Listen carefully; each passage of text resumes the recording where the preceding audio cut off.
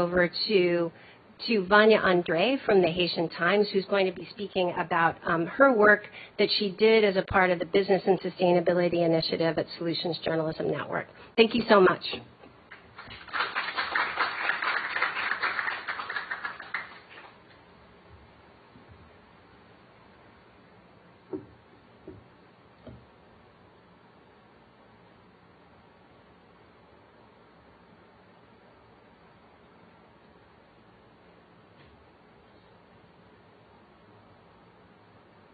Thank you.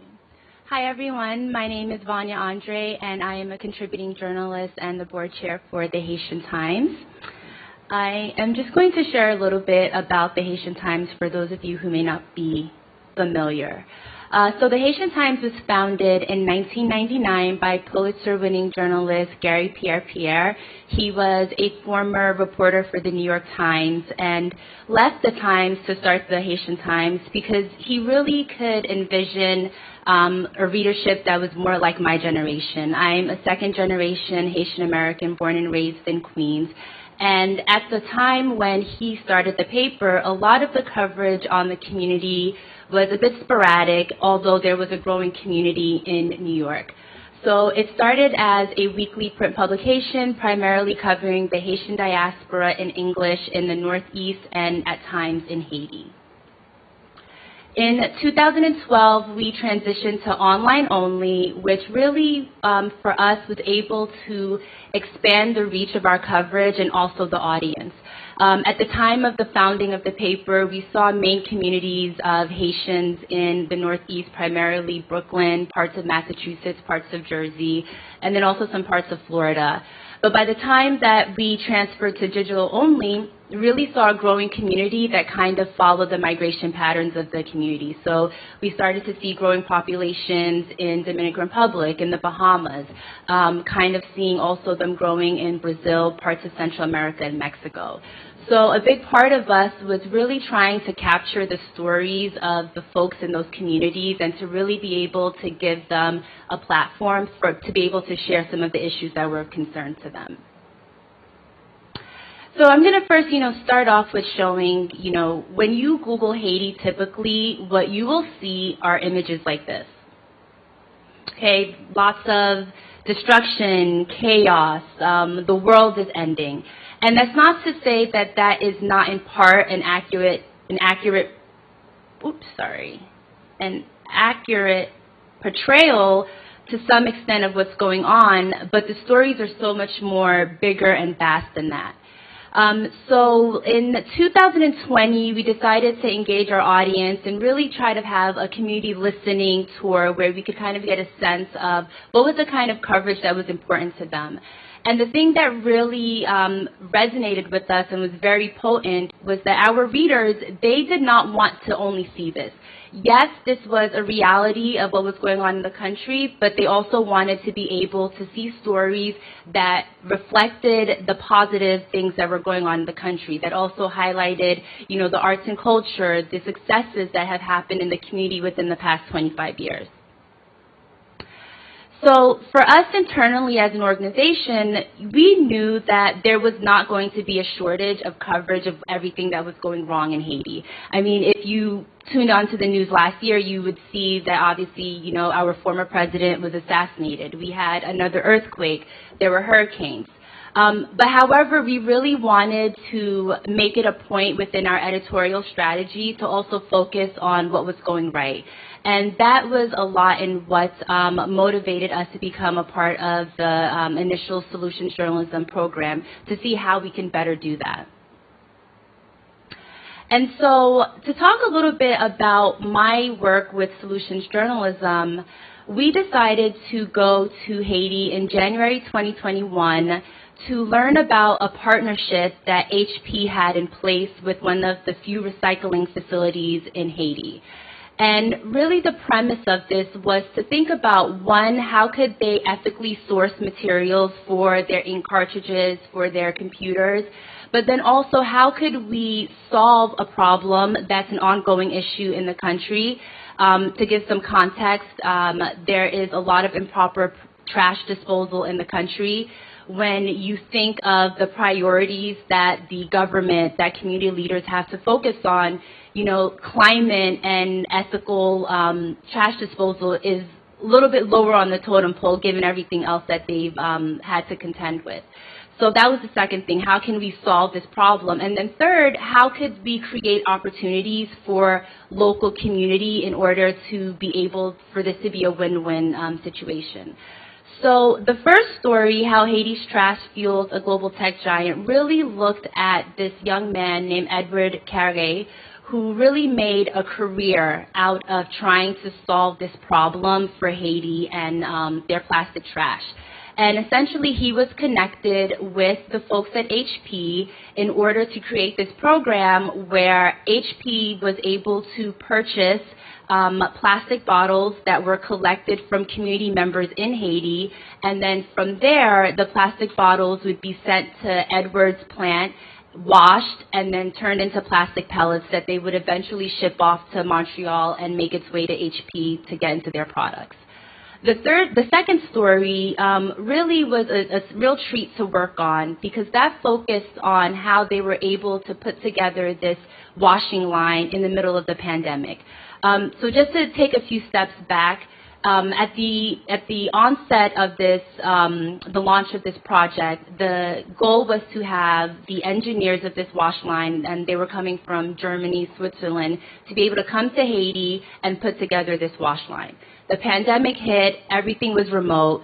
So essentially, Edward and his team, they put together the wash line virtually via Zoom.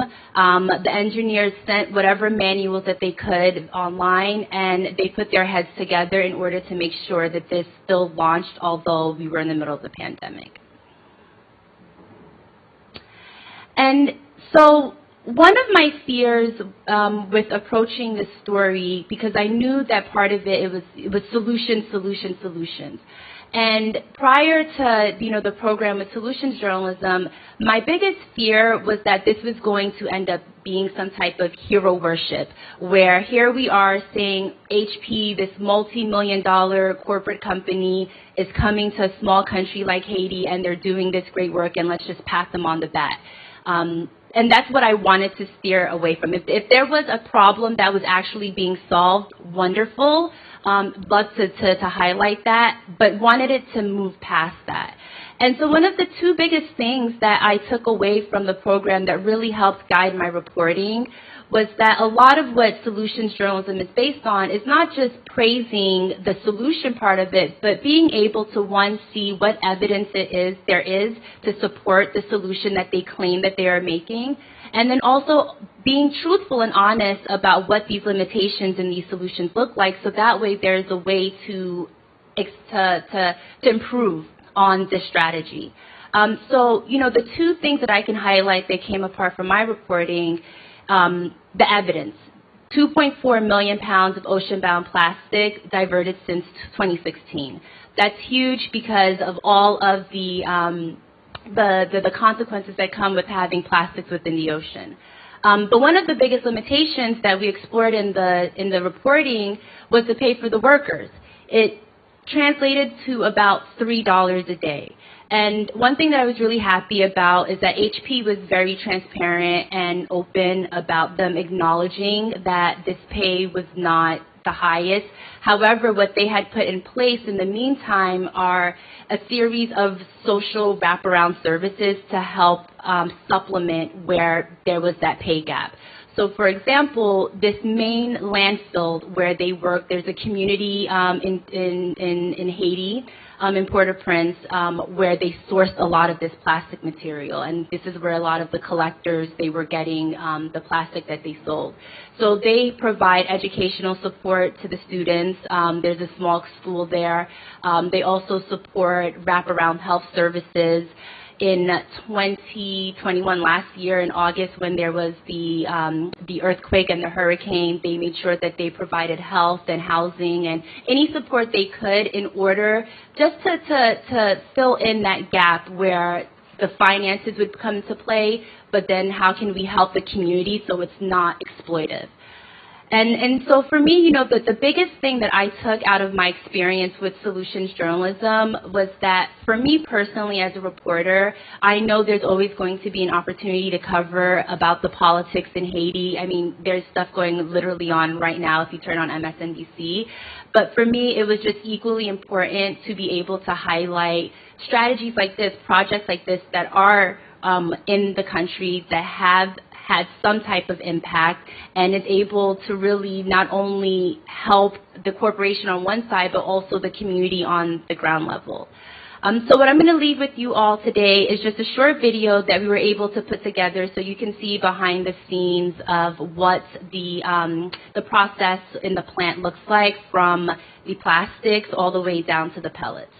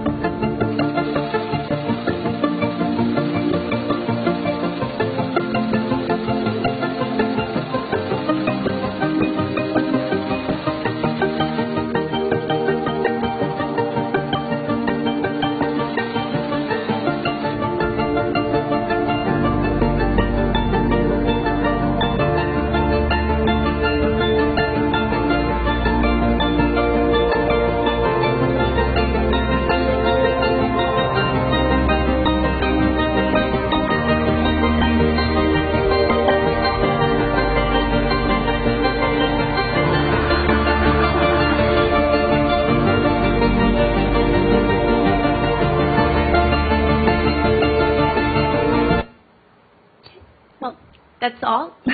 Well, thank you everyone for your time, and I'll be around if you have any questions.